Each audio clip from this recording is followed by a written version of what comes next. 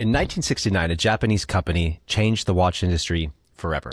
For over 300 years, the greatest watchmakers in the world had all been chasing the exact same thing: how to build a more accurate watch. And the only way to do it was slowly, by hand, one tiny mechanical improvement at a time. Accuracy was the whole game, and it took a lifetime to master. Then Seiko released the quartz movement, and almost overnight, that 300-year-old problem was simply solved. A quartz watch was more accurate than anything the Swiss had ever built by hand. It was cheaper, more reliable, easier to manufacture at scale. The one thing generations of watchmakers had spent their entire lives competing on was suddenly available to everyone, everywhere, for a fraction of the price. Now, that's a feel-good story for Seiko. And it's a story of progress and innovation and success and all that motivational stuff that people love to talk about. But there's another side to that story, a side that almost never gets talked about. And that's the side of the story that I want to talk to you about today, because it's the story about who survived and why.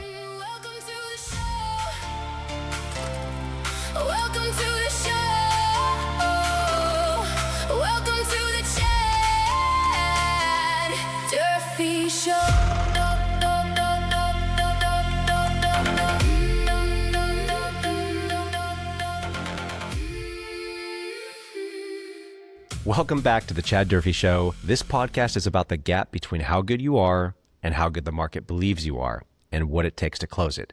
So if you're a business owner, a founder, an expert, or your name is attached to your business in any way, shape, or form, then you're in the right place. So let's dive right into it. On the other side of Seiko's innovation story is the story of how the Swiss watch industry collapsed. It lost nearly 2/3 of its jobs overnight. Hundreds of companies, some with over a century of mastery behind them, simply disappeared. Some of the finest watchmakers who had ever lived went bankrupt within a decade. And yet, a handful of them didn't just survive, they became more valuable than ever before.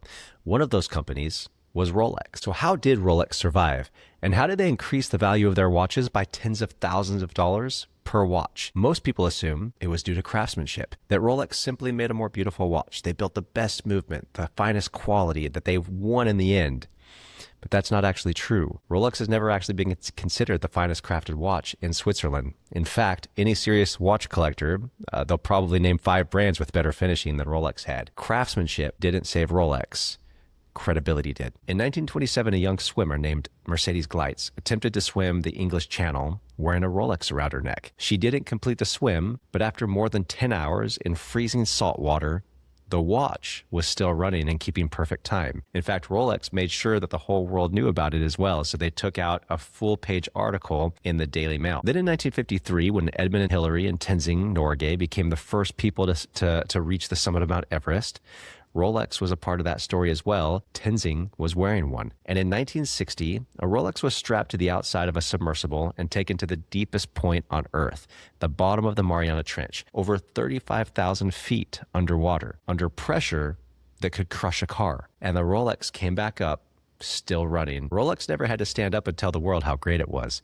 It had the English Channel, the tallest mountain on Earth, the deepest point in the ocean, and some of the most trusted institutions of its era and publications doing the talking for them. So here's the principle underneath that story. When something becomes abundant, something else typically becomes scarce. And the moment that accuracy became cheap and universal, accuracy stopped being as valuable. The scarce thing became proof, trust, credibility, and that's where all the value moved. Quartz didn't destroy luxury watches. It simply moved the value to somewhere machines couldn't follow. So why did I just spend the last 5 minutes telling you a 50-year-old story about watches? Well, it's because I believe that we're living through the exact same type of market shift today. Only this time, it's not watches, it's content. For as long as most of us have been in business, the game was production. The assumption is simple. The more content you can produce, the more visibility you can get. And the more visibility you can get, the more sales you can make. But production had a natural limit. It took time. It took money. It took skill. It took entire teams. So not everybody could just flood the market with it, which meant that the people who had the real advantage were the bigger businesses that had the money. And then AI showed up, and almost overnight, it collapsed the cost of producing content. Whereas today, one person with a laptop can create more content in a single afternoon than an entire marketing department could have created just a few years ago. AI has done the exact same thing to content that Quartz did to timekeeping. It took the thing that everybody was competing on, and it made it abundant. And if you've been paying attention, you already know what happens next. When production becomes abundant, something else becomes scarce. So what's scarce now?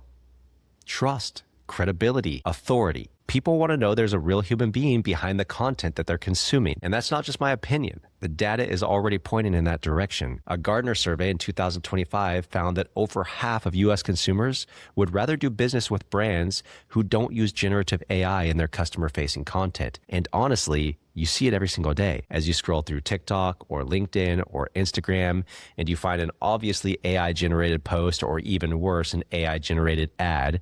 And then you look at the comments section and you're going to start to see the same phrase over and over again. AI slop. People have literally invented a new word for content that feels fake. So sit with that for a second. Half of the market would rather you not use the exact tool that everybody is racing to use. So that's not just a statistic.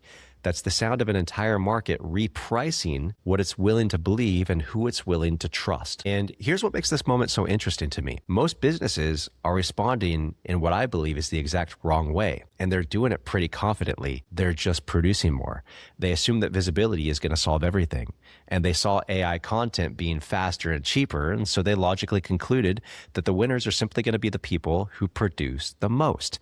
So they've turned on the machine, and now it's more AI blogs, AI videos, AI emails, AI phone calls, AI twins, more AI everything. In fact, people are spending thousands of dollars to create replicas of themselves that they can use to run ads or use on webinars. But think about what that actually does. If trust is the thing that just became scarce, then flooding your audience with obviously AI-generated content isn't building your advantage. It's burning down the only asset you have left. You're taking the one thing that the market is actually hungry for, and you're setting it on fire to win a race that doesn't even have the same prize anymore. Over the last year, I've been quietly studying some of the most trusted experts in their industries. Not the loudest, the most trusted. And what stood out the most to me is what they're not doing. None of them are using AI to replace themselves on the front end. They're still recording the podcast episodes. They're still writing the books. They're still speaking on the stages. They're still sitting down for the interviews. They're still having long-form conversations with clients and prospects. They're still creating and generating the ideas. And then they allow AI to help distribute these ideas more efficiently. Notice the order: credibility first, visibility second, not the other way around. So I want to leave you with a different question than maybe the one your competitors are asking today. They're all probably asking, how do I create more AI content and put more out there? That's yesterday's question. The better question is this: what am I creating today that people can actually trust? And then how can I use AI to help me amplify it tomorrow? Credibility first, visibility second. That's what this entire show is going to be about. So over the coming episodes, I'm going to be giving you the entire system. I'm going to show you how to measure the gap between how good you actually are and how good the market believes you are. I'm going to help you break down the different types of proof that actually build authority. I'm going to be bringing on founders, operators, experts, and people from worlds you maybe would never expect. People who live at the intersection of perception and reality.